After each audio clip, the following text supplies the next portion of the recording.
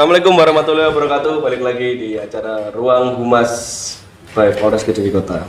Hari ini kita kedatangan seorang polisi yang kreatif di bidang usaha, yang punya ide-ide yang wow, keren bapaknya ide-idenya ya kan. Hari ini kita kedatangan Bribka Ade Januar Pribadi SHMH. Tepuk tangan dong. Selamat sore, Bang. Selamat sore. Saya ini keren ini. Yang ngajari saya berbagai macam hal dalam usaha. Gimana Bang? Sehat Bang? Alhamdulillah sehat. Alhamdulillah sehat. Semoga selalu diberikan kesehatan semuanya. Alhamdulillah, amin. Hmm. Ini lagi repot apa Bang hari ini? Kebetulan kita hari ini lagi sibuk ngurusi SOP di Polres Kota. Oke. Untuk selebihnya kita santai. Wey, meskipun banyak kerjaan, tetap bisa bagi waktu Bang ya? Alhamdulillah. Kan yang jalan kan timnya. Oh gitu. Kita masih tetap waktunya dinas, kita dinas. Oke. Ya, ketika jam 7:30 kita apel, ya kita apel. Ketika jam 2 kita pulang, kita pulang. Siap. Nah Bang, ini kan mungkin pada tanya ya, ini ide kreatif apa sih? Nah, Oh gitu. selain anggota polisi, Bang. Oh iya. Bang Ade ini punya apa sih? Bisnis apa sih, Bang? Atau apa sih? Usaha apa atau apa gitu? Oh iya, kebetulan saya baru pindah dari Polres Probolinggo pada akhir 2018, tepatnya pada bulan November. Kebetulan saya dulu memang basicnya dari entrepreneur di Probolinggo. Kebetulan usaha saya juga banyak. Terus yang berikutnya, bagaimana sih saya tetap harus mengekspansi dalam bentuk usaha-usaha yang lain. Salah satunya di usaha yang pernah saya geluti. Kebetulan kita belum pernah yang namanya bisnis kuliner. Bisnis kuliner apa sih? Dari beberapa menu kuliner sudah banyak yang kita coba. Cuman dari beberapa yang matching ke kita adalah menu sate ayam Ponorogo. Berarti itu baru pertama Iya. kali buat bisnis kuliner ya Bang? Ya, kebetulan kita bukanya juga pas corona ya. Jadi kita bukanya pas corona kurang lebih tanggal 6 September 2020. 6 September. Cabang kita yang pertama di Pendopo Tumpuk Kediri. Wah, Iya. berarti ini udah setahun ya? Ya, setahun lebih lah. Setahun lebih. Oh, iya, setahun Wah, lebih. wah. Mantap. Itu sudah itu Bang ya. Maksudnya Pendopo Tumpuk itu tempatnya. Ya, tempatnya kita di Pendopo Tumpuk, Bandar, Kediri. Terus cabang kita yang kedua di Jalan Kuak Utara. Terus yang ketiga kita di Pendopo Tumpuk juga, cuman di cabang Geringging. Yang keempat kita di Warung Pring Bambu, Badas, Pare, Kediri. Terus yang kelima kita di Pare, kebetulan di daerah itu Mas, apa namanya? Garuda ke barat kurang lebih 100 meter kiri jalan. Itu yang mau buka. Iya, ini yang progres. Kurang lebih tanggal 18 besok ini kita buka. Wah. 18 Desember 2021. Kita juga banyak promo. Yang pertama kita juga banyak istilahnya perkenalan produk ke masyarakat Pare utamanya. Mantap. Wah. Sudah berapa cabang Bang total? Total 5. Ini mau 6, insya Allah nanti di Kampung Inggris. Ini masih progres yang ke-6. Mantap. Sukses selalu Bang. Bang, tadi kan di tengah-tengah perbincangan kan Abang bilang ketika buka usaha itu kan di pandemi ya Bang? Di tengah-tengah pandemi. Kok kepikiran untuk buka usaha kuliner Bang? Ya, sebenarnya sih kayak gambling ya. Waktu itu kita coba buka, taunya nanti kita bangkrut. Nah, ya. itu dia yang ditakutkan kan gitu. Soalnya kan rata-rata dari pengusaha kuliner sendiri, ketika musim pandemi kan banyak yang kukut ya, gulung tikar ya. Yeah. Kita mencobanya bagaimana ini bisa terus survive, bagaimana caranya. Ya, tidak lain, tidak bukan, bismillah saja. Bismillah saja. Tapi pasti ngalami Kita ketika sepi omset, bahkan omset turun drastis, kita ngalami semua. Yang penting dari karyawan tetap tercover untuk karyawan. Harus ya. Harus. Ya. Aset utamanya di situ soalnya. Iya. Benar. Tapi tetap itu Bang ya, di tengah pandemi pun juga ngikutin protokol juga ya, nggak boleh makan di tempat. Iya. Terus dibungkus. Termasuk kita maksimal makan 20 menit juga kita laksanakan di cabang-cabang kita. Oh gitu?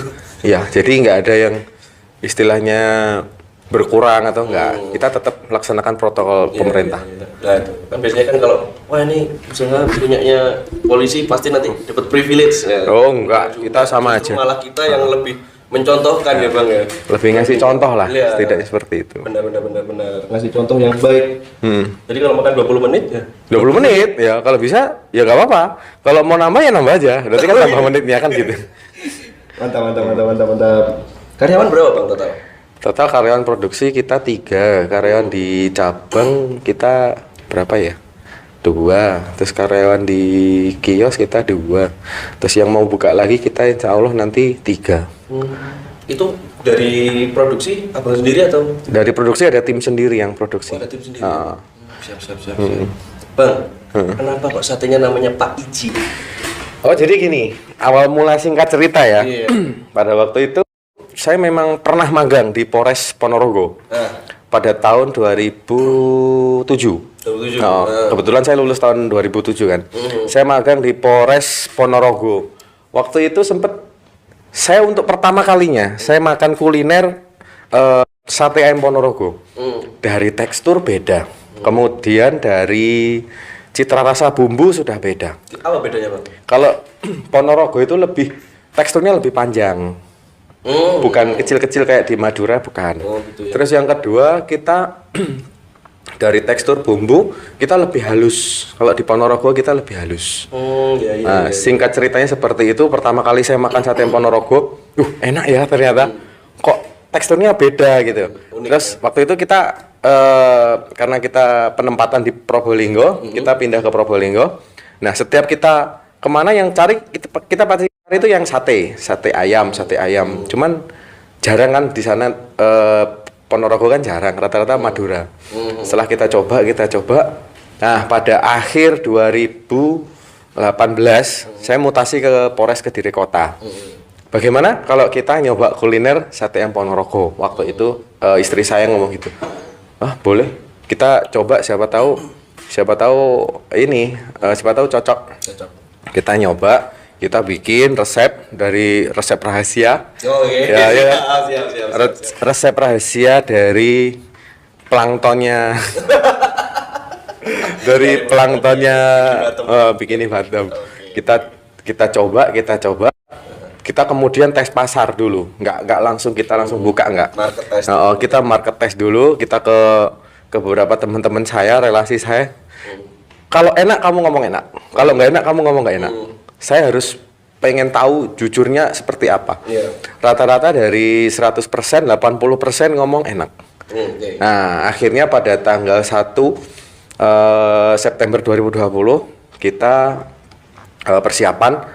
Pada tanggal 6 September 2020 kita soft opening. Udah di Pendopo Tumpuk? Udah di Pendopo Tumpuk. Jadi soft opening Pendopo Tumpuk juga soft opening sate ayam Ponorogo. Gitu. Namanya langsung Pak Ici. Itu dari? Nah, jadi gini.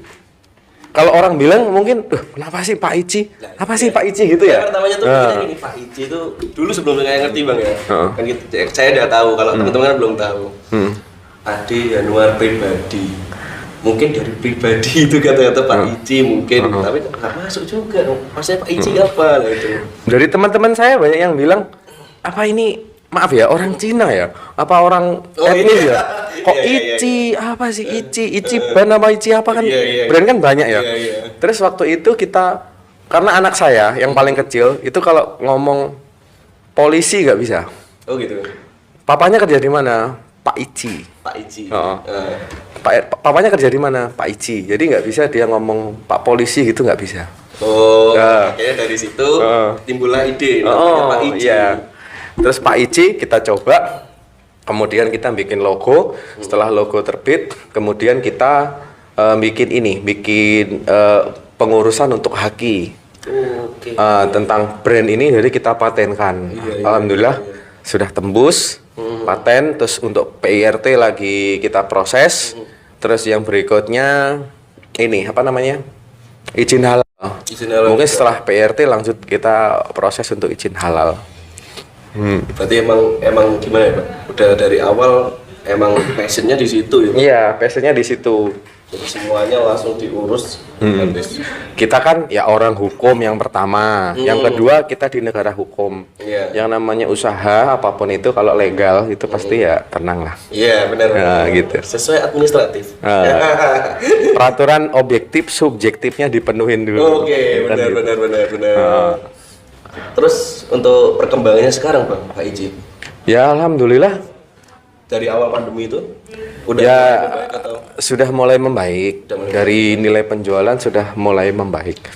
Cuman yang perlu kita waspadai kalau misalnya ada terjadi PPKM lagi dan lain-lain, kita setidaknya sudah ada antisipasi minimal dari ojek online atau dari delivery order seperti itu. Terus yang selanjutnya yang tidak kalah penting adalah menjaga kualitas mutu produk. Nah, itu dia. Nah, jadi kualitas mutu produk kita sangat kita antisipasi sekali. Jadi tidak ada yang namanya kualitas produk menurun dalam segi bentuk, segi rasa, baik dari bau, rasa dan lain-lain. Packaging semuanya gitu. Iya. Jadi pada intinya sate ayam Ponorogo Pak Ici itu mengcover dari baju coklat. Pak Ici ya, Pak Ici, oke. Pak Polisi dan Pak Ici itu sebenarnya sama. Satu kesamaan, hanya Pak Polisi itu disebutkan oleh orang yang mungkin sudah dewasa. Kalau Pak Ici disebutkan sama anak saya yang paling kecil. Kalau ditanya kerjanya di mana? Pak Ici. Nggak ada yang tahu Pak Ici siapa nggak ada yang tahu. Tapi akhirnya jadi itu ya Bang, apa kayak trademark sendiri ya? Trademark sendiri. Dan teman-teman saya, wih keren ya ini bisa jadi brand ya, kok bisa jadi brand? Nah itulah kekuatan brand dan kekuatan doa. Iya. Kadang-kadang nama brand itu simple, Simple. tapi ada makna di situ akhirnya jadi trademark sendiri. Kita ya sama-sama berjuang berdoa gitu aja. Oh iya, Bang Ade ini juga selain usaha sate ayam, itu banyak banget usahanya sebenarnya. Banyak sih, alhamdulillah banyak. Banyak. Salah satunya ada juga yang sama temen Mas Bagas. Mas Bagas sama polisi. Nanti kita bakal buatkan topik lagi Bang ya. Mungkin Oke. sama Mas Bagas ya kan. Sip. Mantap. Diangkat lagi. Oke. Kan ada Mas Bagas di situ. Idenya banyak banget teman-teman ini. Itu tuh gimana Bang? Kok misalnya dapat ide gitu tuh gimana Bang? Jadi ya berawal dari ngopi sih sebenarnya. Nah, tuh. Jadi kita ngopi bareng, oh iya muncul ide. Berarti ngopi dapat inspirasi itu benar ya? Ngopi ide, kemudian jarak 2 hari 3 hari kita eksekusi. Kita nggak pernah kelamaan, karena kelamaan pasti lupa wacana yang kemudian menguap selesai. Oh, iya benar. Jadi 2 hari 3 hari pasti saya catat. Oh ini kemarin idenya seperti ini. Terus selanjutnya kita bikin desain. Nah, kebetulan saya sama Mas Bagas kebetulan kita berdua dari foundernya Juara Rombong Kota Kediri. Apa sih Juara Rombong? Jadi Juara Rombong itu adalah Sekilasnya aja. sekilas saja ya. Nanti di sesi kedua kita lebih dalam lagi. Jadi Juara Rombong itu adalah usaha bikin rombong custom ya sesuai dengan order dari teman-teman UMKM yang mau bikin produk. Kebetulan dia bingung nih, saya harus pesan rombong kemana nih? Nah, bikinnya di sini di Juara Rombong. Jadi sebelum dari teman-teman UMKM tadi mengiyakan, oh Pak, saya maunya yang seperti ini. Kita desainkan dulu yang 3D-nya. Jadi desain 3D kita siapkan. Setelah nanti oke, fix, baru naik ke produksi. Seperti itu. Mantap. Dari teman-teman UMKM misalnya ada kesulitan modal nih, kita juga kerjasama sama CSR bank-bank, sama di koperasi kita juga ada kerjasama. Jadi dari teman-teman UMKM nanti bisa nyicil ke koperasi tersebut gitu. Oh gitu ya Bang. Ya, kan ada sih, saya ada niat Mas, saya bikin ini. Saya ada niat Mas, bikin custom yang seperti ini, tapi saya kesulitan modal. Bagaimana solusinya? Kebetulan kita juga ada kemitraan dengan beberapa koperasi dan instansi. Kalau di Polres Kediri Kota kita juga kerjasama dengan koperasi Primkopol. Iya. Primkopol Polres Kediri Kota. Jadi dari teman-teman, baik dari bapak-bapak atau mungkin yang mau pensiun, pengen punya usaha nih seperti ini. Nah nanti kita arahkannya ke koperasi. Jadi pembiayaan semuanya pure dari koperasi. Nanti bapaknya tinggal nyicil ke koperasi. Berarti nggak cuman ibaratnya jualan juga, ngasih inspirasi, juga ngasih solusi. Iya, juga. ngasih solusi juga. Mulia sekali. Keren. Bang, ini kita melenceng ke dari itu kan tadi kan hobi yang menghasilkan ya bang ya. Hobi katanya. Iya kan, bener kan. Oh, hobi. teman. Tapi ada hobi lagi nih bang. Apa itu? Yang saya pernah lihat abang tuh main airsoft. Oh, itu dulu sih. Sekarang sih lebih banyak ke pensiun. Udah pensiun. Udah pensiun. Nanti ada beberapa unit. Dulu banyak sih unit sampai nempel di dinding semuanya. Sekarang mungkin tinggal satu. Iya, saya pernah lihat itu update story itu unitnya nempel-nempel gitu. Dulu. Iya. Kalau sekarang enggak. Sekarang udah jarang waktunya soalnya. Oh gitu ya. Oh, iya, repot juga ya bang ya. Oh, repot juga. Ya yang sih beberapa bidang usaha itu juga nggak gampang juga ya teman-teman ya. Butuh waktu juga. Terus ke depannya bang, kira-kira mau mengembangkan apa nih bang? Kalau ke depan kita masih fokus di sate ayam Ponorogo Pak Ici ya. Jadi kalau di Nun Sewu, kalau sate ayam Ponorogo rata-rata kan dia konvensional. Jadi dia ngolah sendiri, nusuk sendiri, bakar sendiri, kemudian jual sendiri. Kalau kita enggak, kita cabang kita kuatin di kaki-kaki kita. Cabang banyak, tim produksi ada, nanti yang tim jualan juga ada. Ya. Kenapa sih kok ini ya? Kenapa sih harus dikuatin seperti itu? Karena kemasan kita, tema kita, konsep kita beda. Konsep kita lebih ke milenial. Jadi packaging yang kita hadirkan itu bukan packaging bungkus ala sate tradisional ya. Packaging kita packaging kotak, kemudian berbranding dan berbahannya juga tebal. Jadi dengan kata lain ini adalah sate yang baru. Bukan sate yang konsep yang lama, jadi satenya yang konsep yang baru. Seperti jadi, itu. Lebih itu ya bang, lebih kekinian ya. Tapi dari segi rasa bang, mungkin ada yang beda atau enggak sama. Rumusnya sama. Soalnya kalau di sate ayam Ponorogo kan dia bukan di blender tapi di slab. Nyelepnya dia tiga kali. Jadi untuk ini ya, untuk apa namanya? Pengolahan bumbu kita sekali ngolah ya bisa sampai antara jam 8 sampai ketemunya jam 5. 8 pagi jam 8 pagi sampai jam 5 sekali produksi. Jam 5 sore. Ya. Itu berapa kilo, Bang? Itu kurang lebih satu kali masak itu 20 kilo. 20 kilo kacang. Wah, nice. Yeah. Ampun. 20 kilo. Saya juga berusaha depan biar punya usaha kayak Mas Adi besar gitu ya kan. Kalau besar sih belum. Besar sih belum, cuman merangkak untuk naik ya. Iya. Tapi menurut saya besar bang. Soalnya kan abang dari satu udah ekspansi. Kebetulan, jadi tips kenapa kita banyak ya kita menjalin kemitraan dengan siapapun. Misal Mas Putra nih punya teman, kebetulan dia punya kafe. Mas, gimana kalau menu satenya kita masukkan ke kafenya temannya Putra? Bisa. Bisa. Jadi kayak di Pendopo Tumpuk itu kan punya teman saya. Pendopo Tumpuk punya teman saya, terus kita kasih menu yang namanya sate ayam Ponorogo di situ. Nah, nanti keuntungannya gimana? Ya kita share profit aja lah. Gitu. Yang penting ini ada kontraknya juga. Ada kontraknya juga. Seperti yang kita di Pare di warung Pring Bambu, kita juga kemitraan juga. Tapi di franchise kan juga nggak sih? Iya, di franchise kan. Di franchise kan juga. Di franchise kan juga. Jadi yang paling murah kita 10 juta. 10 juta. 10 juta, 12,5, 15, 17,5 dan 20 juta yang paling Mungkin besar. bisa disampaikan bang. Itu kalau misalkan mau franchise. Mungkin ada teman-teman sini yang ibaratnya bingung mau buka usaha dan bingung konsep aku mau usaha apa ya. Lebih baik franchise aja ya. Ini mungkin ada solusi buat teman-teman. Silahkan dari teman-teman mungkin ada pengen bikin menu yang berbeda, bikin menu kuliner yang berbeda, lain dari yang lain ya. Mungkin ada ayam geprek, ada mie, ada ini, tapi mungkin sate ayam Ponorogo ini satu-satunya di Indonesia. Saya berani jamin, satu-satunya di Indonesia. Punya konsep, packagingnya beda, kemasannya beda, dan bisa di franchise. Dan bisa di franchise. Bisa di franchise. Tadi bang bisa dijelaskan bang, yang franchise-nya tadi itu benefitnya atau gimana? Jadi benefitnya itu 100% profit itu punya mitra, bukan punya saya. Gitu. Ya, jadi tidak ada nilai brand, nilai apa nggak ada. Royalti Royalti nggak ada. 100% royalti milik mitra, bukan punya saya. saya tidak akan mengambil royalti sedikit pun gitu. Tuh dengerin. Keren kan? Keren itu. Di mana-mana kan ada nilai royalti nih, ya kan? Iya, Di mana ada nilai royalti sekian. 40% masuk ke sini. Masuk ke sini. Kita nggak 100% milik mitra.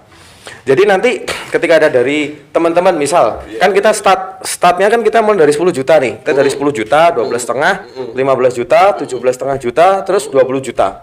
Dari nilai itu, dari nilai 10 juta, itu nanti lengkap. Mulai dari rombong, mulai dari bumbu, tusuk, kemudian alat bakar sudah kita siapkan semua. Jadi main aja. tinggal main aja. Nah, nanti gimana untuk lain-lain? Jadi dari teman-teman nanti kita training masalah milih daging. Jadi teman-teman bisa milih daging sendiri, beli daging sendiri tanpa harus ke kita. Yang wajib di kita itu yang pertama adalah bumbu kacang. Itu wajib beli di kita. Itu rahasia perusahaan soalnya. Oh, iya. Yang kedua itu bumbu oles. Bumbu oles. Jadi gini, ketika daging diambil, ketika kita habis beli daging, kemudian dipotong sesuai dengan modelnya sate M Ponorogo. Ketika sudah dipotong semua dari ayamnya, kemudian dioles menggunakan bumbu oles khas Pak Ece. Spesial. Dibiarkan 15 menit dulu. Ya, 15 menit dulu atau mungkin minimal 10 menit baru ditusuk. Setelah ditusuk baru dibakar. Nah, gitu. Setelah dibakar baru disajikan plating, itu di piring sesuai dengan plating aturan kita. Jadi nanti kita ajari semua mulai milih daging, mulai ngiris, mulai nusuk sampai bakar, cara bakar yang benar, apinya bagaimana. Terus lain-lain itu nanti kita semua yang ngajari. Dari teman-teman nanti tinggal repeat ordernya itu tinggal beli bumbu kacang, kemudian bumbu oles, kecap celup, sudah. Nah, paket selanjutnya, pembelian selanjutnya hanya itu saja. Untuk paket di awal sudah kita siapin rombongnya nanti made by juara rombong. Made by juara. Jadi ibaratnya kalian itu nggak cuman franchise aja, tapi juga dipinterkan. Iya kan Bang? Iya. Caranya gimana, diajari cara milih daging, pengalamannya ada. Jadi 10 juta tuh kayaknya nggak sia-sia ya Bang? Nggak sia-sia. Dan profit 100% masuk ke pihaknya franchise. Betul. Kita nggak ngurangi sedikit pun nggak. Tidak mengurangi sedikit pun. Dan juga ini salah saya tangkap ya Mas Adi itu ibaratnya mungkin di luar sana kan banyak yang opininya kan polisi itu negatif, selalu gini, selalu gitu. Nah, buktinya ya, saya juga mengajak salah satu dari pengusaha yang dari polisi juga, ya memang lebih baik kita usaha ya Bang ya. Lebih baik, karena 9 dari 10 pintu rezeki adalah berdagang, berusaha. Kalau kita berusaha, pasti ada jalan. Meskipun kalau ditanya, pernah nggak Mas ini terseok-seok? Ya pernah lah. Pernah lah kita merangkak dari bawah, ya pernah lah. Pasti pernah ya kan. Karena orang lihatnya kan, wih yang sekarang. Nggak ngerti kan, remeknya zaman dulu kan nggak ngerti kan. Apalagi konsisten yes. itu juga. Istiqomah intinya. Istiqomah. Jangan lupa berdoa. Nah, itu dia. Kuncinya hanya di situ. Siapa lagi kalau bukan Allah yang nolong ya. Oke, bener itu. Iya. Jadi itu teman-teman. Jadi ini merupakan nggak semuanya polisi itu dikit-dikit gini gitu. Kita juga banyak juga yang punya usaha sendiri dalam arti kita juga. Nah nih punyanya temennya Mas Adi juga ini ternyata ini. Punya Mbak Lofi ini ya. Teman saya juga ini. Shout out Mbak Lofi. Thank you Mbak Lofi. Thank you. Kapan lagi bisa disponsori lagi nggak apa-apa Mbak. Oke Bang, ini Bang untuk sebelum kita ke closing nih Bang, mungkin ada pesan-pesan untuk anak-anak muda yang sekarang bingung, mungkin kan banyak nih kadang-kadang habis lulus kuliah, lulus SMA bingung cari kerja, belum dipanggil atau biasanya kan mau buka usaha, aku takut nggak punya modal atau gini. Nah itu mungkin ada kayak ajakan atau pencerahan lah. Jadi gini, kalau prinsip saya sih gampang. Sing-singkan lengan, buka bajunya, buang gengsi jauh-jauh, mari berkarya. Gitu ya. Sekarang anak muda sekarang kan gaya-gayaan nih. Ini saya nggak mau nih, ini bukan passion saya, ini bukan ini saya, bukan itu saya. Wis mandeko. Buang jauh-jauh mindset kalian yang salah itu. Oh gitu. Ya. Kalau sekarang saya polisi. Basic saya akademisi. Ya kan? Terus saya kemudian terjun ke dunia kuliner. Apakah itu passion saya? Bukan. Nggak ada toleransi. Apakah itu gaya saya? Bukan. Kerjakan apa yang menurut kamu seneng dan bisa menghasilkan cuan. Mantap. Keren nggak? Mantap. Iya kan? Gitu aja sih. Berarti, nah ini juga nih Bang, efek ini sebelum closing ya. Seberapa penting modal Bang? Kalau modal sih nomor 2 ya. Yang pertama niat. Ya. Ada modal nggak ada niat juga nggak jalan. Kalau kita niat pasti ada jalan. Entah modal minjem, entah modal dikasih, entah modal dari bank atau dari apa. Pasti seminimal ada. mungkin juga. Seminimal bisa, mungkin. ya, Bang, sebenarnya. Tapi kalau bisa kita usaha jangan sampai kita minjem. Ya. Karena nanti terjadi Ya. bom waktu lah ya. Akad yang tidak. Kalau bisa jangan. Iya.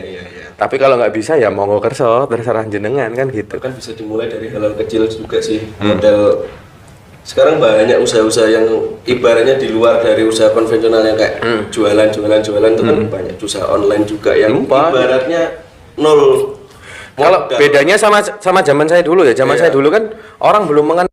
Waktu saya Iya. masih muda kan orang belum mengenal apa sih YouTube.